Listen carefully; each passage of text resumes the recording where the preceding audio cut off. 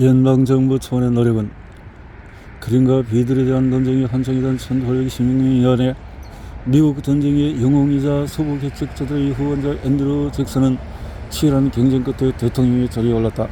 두 차례 재임 기간 동안의 선거권 보유 및 정치 사무실의 운영을 제한하는 재선 자격이 폐지되고 여러 주들에서 형법이 완화되고 채무자 소행사가 철회되면서 모든 증거자들의 권리에 대한 공감대가 확산되었다. 동시에 부유층과 권리층의 대리인들로 여겨지던 판사들과 변호사들에 대한 대중적인 반감도 확산되었다.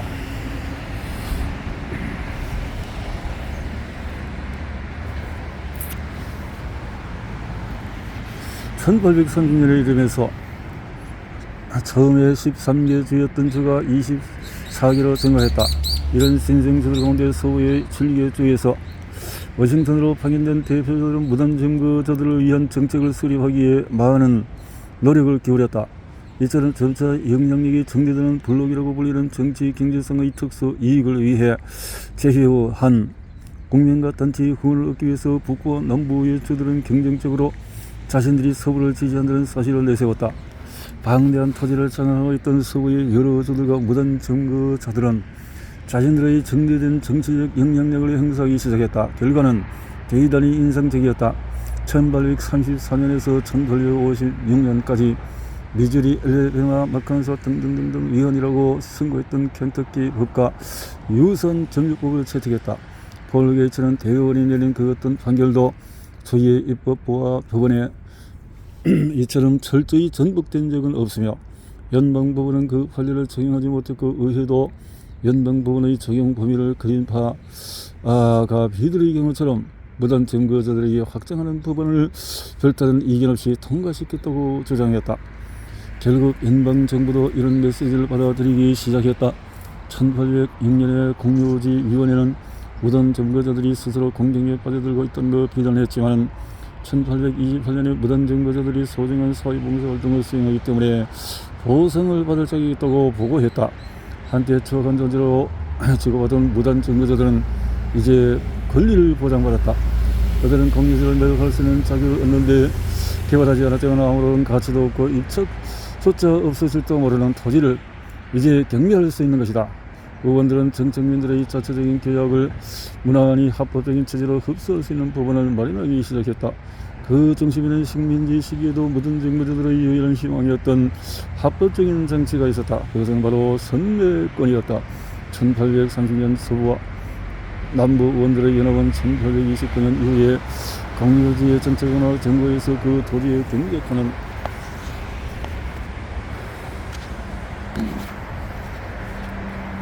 모든 사람들에게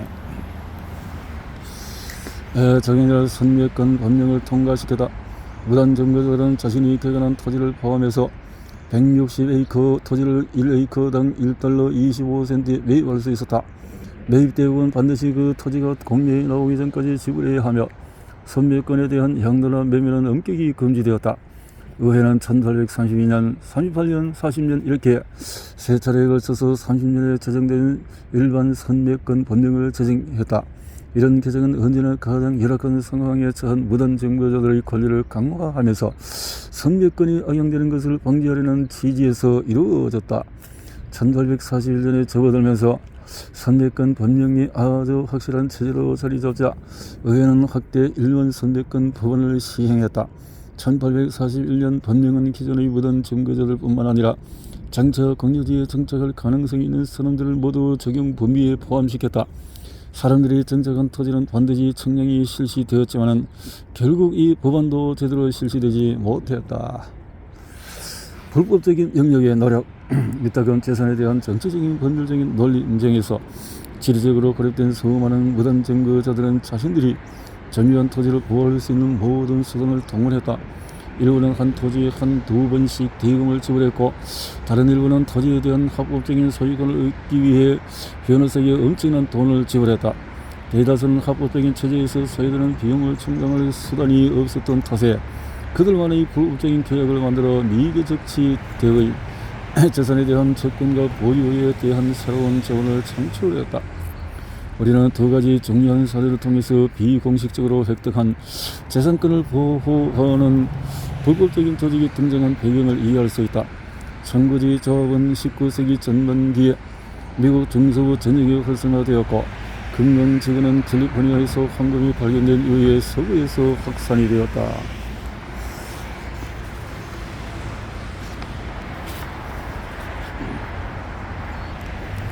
오늘도 비선의 말을 빌면은 비록 불법적인 공유를 정교했지만 이 무덤 정보자들은 준법 정신이 대단히 터질하기 때문에 오히려 법률가들보다도 법을 정리하고 해석하는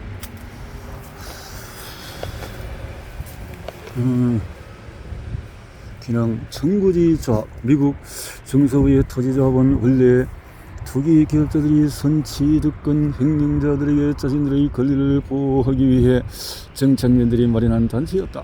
일례로 아이오와에 있는 두 조합은 타지를 매각한 후에 2년 동안의 회원들의 권리를 보호하는 자체적인 규정에 합의했다.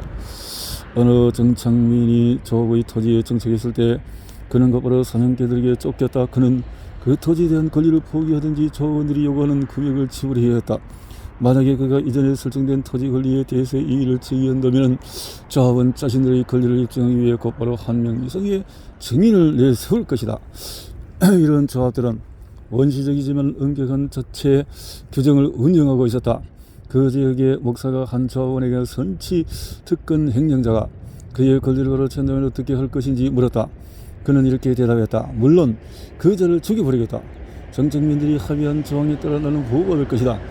만약에 재판이 회부된다면 배심원들은 내게 불리한 핑계를 댈 것이다. 그러나 청구지 조합은 이런 선취 특권 횡령자들이 연관된 소송의 조합원들을 배심원들로 참석시켜 마치 정당한 절차를 진행하는 것처럼 가장했다.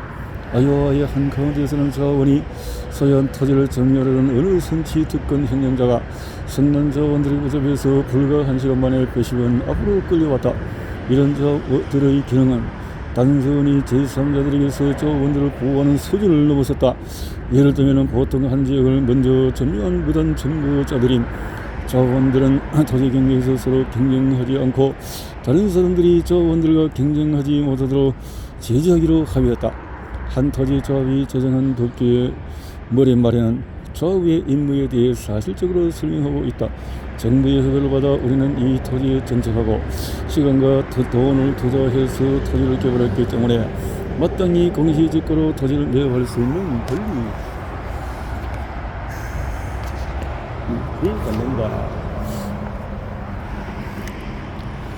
만약에 우리의 권리를 침해하려는 사람이 있다면 그로 인해 불신과 불안이 퍼지고 동요가 일어날 수도 있다. 따라서 우리는 서로 분쟁을 일으키지 않고 안전하게 정착해서 서로 이권을 교환하고 자칫 불신이나 불안을 유발할 수 있는 일을 모두 피할 것을 기대한다.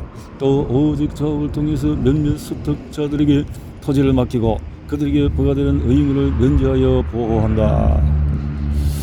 청구지 조합의 정착 계약은 분명히 모든 증거자들이 요구하는 토지의 가치를 성대했다. 이런 청구지 조합은 대중적인 동의와 요구를 바탕으로 일종의 관습법이 탄생하는 데 기여했다. 금강조제 1848년 1월 28일 제임스 마셜을 비롯한 인디언들과 몰몬 교도들은 캘리포니아의 아메리카 강을 따라 형성된 대규모 금강을 발견했다. 강부들은 이 사실을 비밀로 지고 절대로 누설하지 못하게. 그러나 이 소식은 불과 4개월 만에 샌프란시스코의 지역 신문들에 실렸다. 놀라운 소식이 퍼지면서 세계 역사에서 유례가 없는 대규모의 자발적인 이주 현상이 일어났다. 여파는 상승을 초월했다. 농부들은 들판에 전기를 팽개치고 병사들은 탈영을 시도했다. 선원들은 별을 버리고 떠났고 상인들도 가게 문을 닫았다. 이처럼 샌프란시스코는 하룻밤 사이에 유령 도시로 변하고 말았다. 1년 만에 캘리포니아의 강보 인구는 10만 명이 되었고 2년 후에는 거의 30만 명에 육박했다. 이처럼 일학成功을 노리며 캘리포니아로 몰려든 사람들은 그 어디에도 울타리가 없고 측량 사무실도 없다는 사실을 깨달았다. 그러나 그들이 원하는 토지는 대부분 수백 명이 들어가는 다른 경쟁자들도 노리고 있기 때문에 그들은 모두 법적으로 무단 증거지자였다. 이 시기에 대부분의 토지는 연방정부가 소유하고 있었다. 캘리포니아에서는 전체 토지의 9%가 멕시코인들에게 무상으로 분할되었고 나머지는 사막과 산이거나 접근하기 어려운 지역에 딱 앞서 살펴본 것처럼 연방정부는 토지 사용을 규제하는 수백 가지 조항을 만들었지만은 규정한 강물을 포함하고 있는 연방정부 소유의 토지에 대한 매각이나 임대를 규제하는 법은 없었다. 더욱이 의회는 1841년에 제정된 일반 선유권 법령에서 강산지역을 제외했다.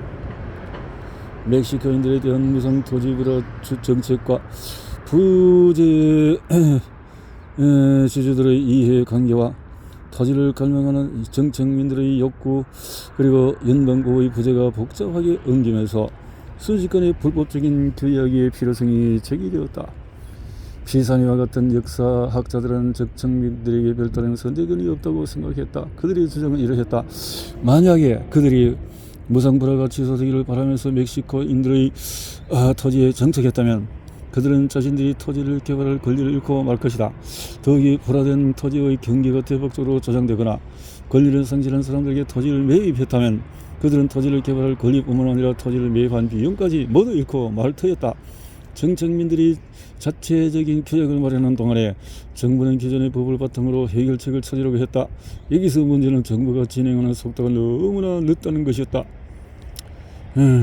정서부 지역의 청구지 조합을 조직한 무단 증거자들과 마찬가지로 강부들은 자신들에게 유리한 두 가지 선례를 확보했다. 바로 선유권과 토지 점유자에 대한 개발권이었다.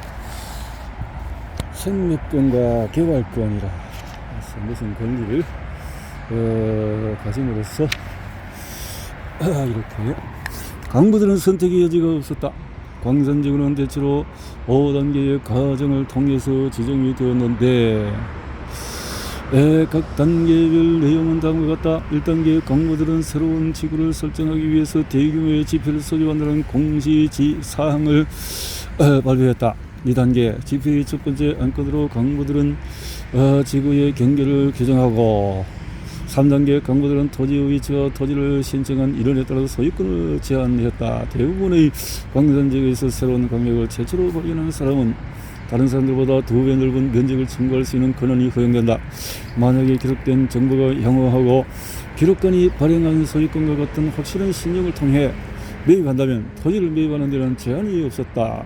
4단계 광산지구는 오직 미국 시민들이나 합법적으로 시민권을 취득한 사람들만 수용했다.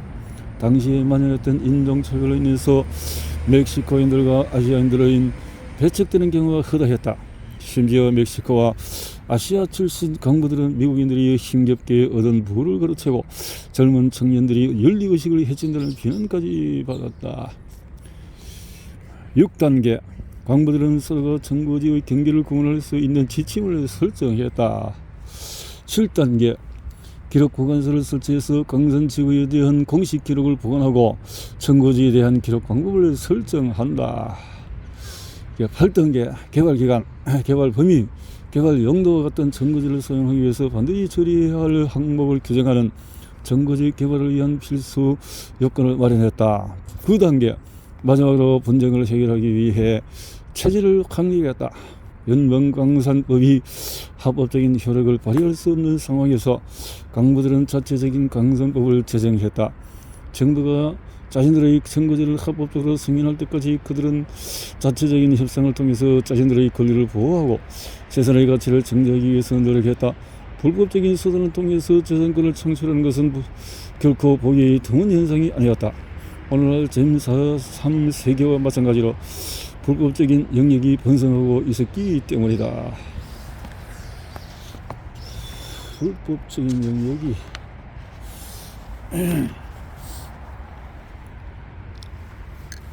마침내 대법원의 정치인들은 강부들의 권리를 지지했고 법원은 불법적인 규약을 승인했다. 건강지구의 법규가 합법적인 체제에 쉽게 수행될 수 있었던 한 가지 요인은 이런 법규가 개정법의 체제와 큰 차이가 없는 원칙과 절차를 기반으로 제정되었기 때문이다.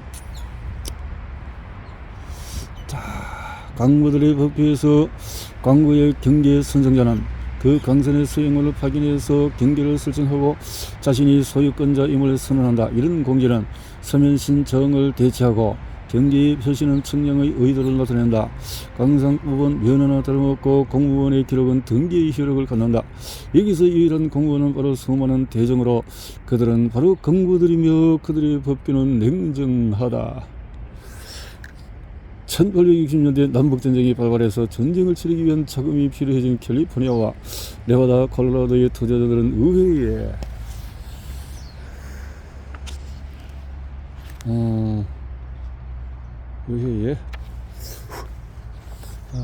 이렇게 전쟁이 일어나면 소송에서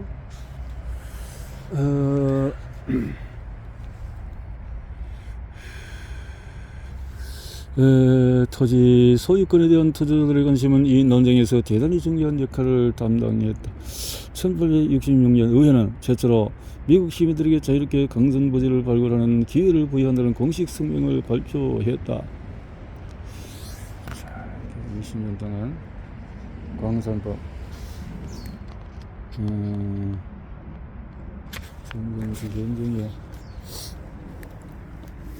1866년과 72년 연방정부가 제정한 강산법을 합법적으로 인정하고 19세기 후반에 미국의 정치인들과 판사들은 재산법 시대의 기나긴 여정을 시작했다. 기나긴 여정을 시작했다.